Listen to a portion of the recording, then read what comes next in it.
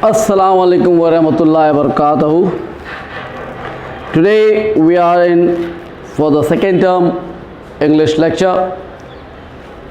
Unit 1 completed, Unit 2 completed. Now we are on the third unit. At present 3.1 lesson. Name of the lesson is Silver by Walter de Lame. It is a poem, it's a poetry in that case. This poem is telling you about the moonlight, and it is written in couplets where the work of the moon is shown, or the moon makes different types of working in this particular manner, and it is a 14-line poem. A 14-line poem is called a sonnet in its wake of working. Obviously different types of poems are called different types of names. A story type poem is called a ballad. A poem that has rhymes is called a rhyming poem. A poem that has scheme is written as a schematic poem. And obviously here we have 2-line verses, therefore it is known as couplets, but there are 14 lines, therefore it is known as a sonnet. Silver is a name of the poem, but does not mean any particular elemental form or the metal form. It just shows the light or the color of silver on various objects, various living and non-living things. Here Walter de Lame is telling us the moon shone or shines on various living and non-living objects, animate and inanimate objects, or biotic and abiotic objects, and it shows what difference does it make when it casts its own light on various living and non-living things. Let's start off with a poem where it's telling you about different things. Walter de Lame is giving you a particular message in this particular poem.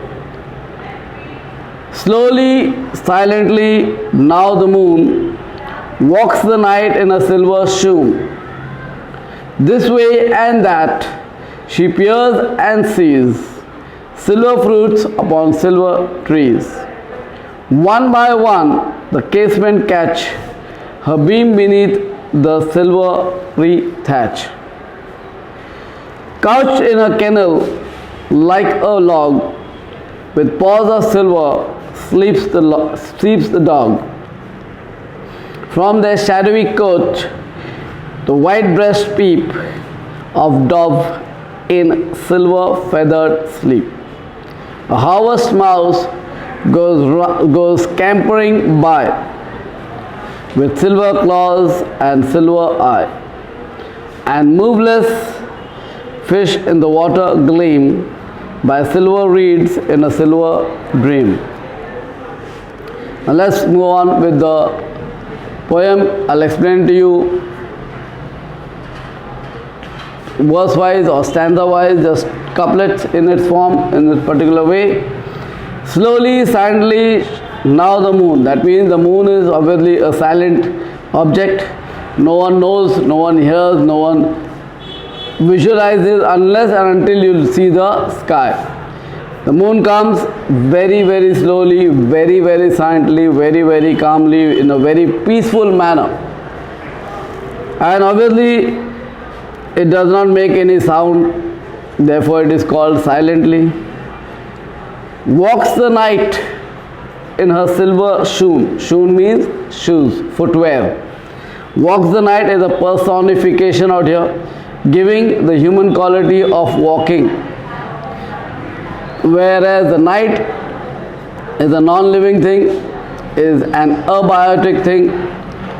Therefore, a non-living thing given the quality of a human being, of living, is called personification. Personification simply means making inanimate objects into animate, or making non-living objects into living. The knight is walking with wearing shoes of silver color. Because why is it called silver color? Because of the moonlight shining on the foot, or the shoes, or the shoe, or the footwear it's wearing. Any questions till there? The first two lines of your stanza. This way and that way she peers and looks, silver fruits upon silver trees. Again, the human quality of looking here and there. Obviously, a human being can look left, look right, look up, look down, look forward, look backward. But the fact is, looking here and there, that is a human quality which is given to the non-living moon by itself. She peers and sees in that way. She peers and sees means you are looking, the human beings look here and there, look for popping up, peeping here and there through the holes, through the cracks, through the crevices of different objects. Silver fruits upon silver trees. Why silver fruits? Obviously the moon is shining on the trees, and obviously the trees are looking silver. When the trees are looking silver, it is but obvious that the fruits also will look silver in color because of the moonlight shining on it. Because of the moonlight shining on the objects, the silver color is being seen by anybody or any passerby or any ongoing person or any human living in and out that particular region. Any questions in those two lines of yours before we move on to the next stanza? One by one the casement catches. One by one the casements catch. Casement, obviously windows, where the beam or the rays of the moonlight do come into your houses, do come into your places. Obviously you will not find the moonlight coming into your house because you live in a city area, you are living in a concrete jungle area where you don't even view the sunlight. So this particular poem is describing the scene of a village area, of a hamlet area, of a countryside area in such a manner. One by one the casements catch. Catch means observe, or the moonlight shines on the window silt itself. Her beams beneath. Beneath means below. Beneath means below. Beneath means below. I have not written this meaning. I will just write it down for you. Beneath means below.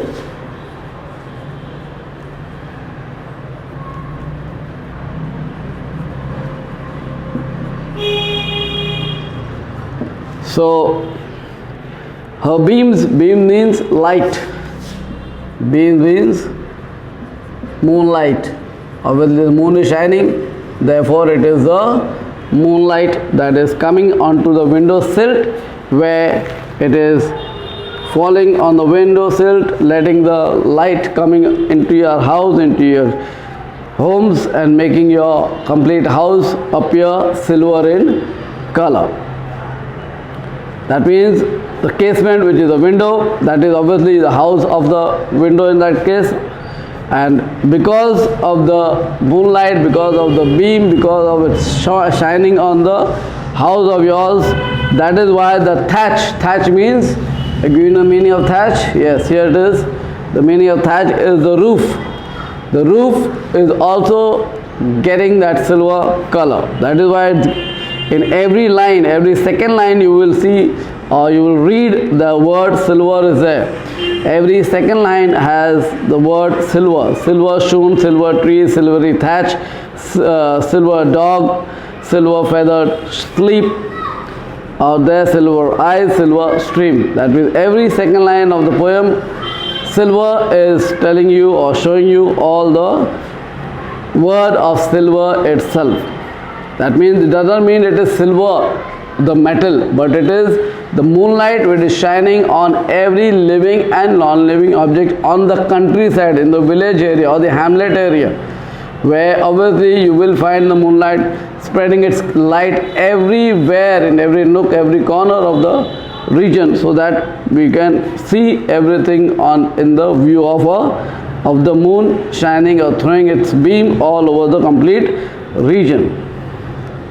Now, do you have any doubts, any queries, any problems?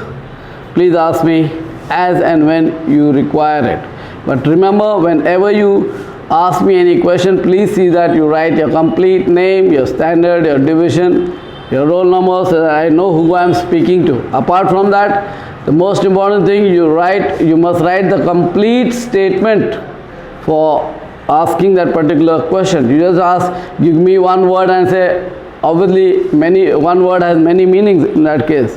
So it is very important that you give me the complete statement or the complete sentence before you ask me any question, so that I can explain to you as you require any help in that way.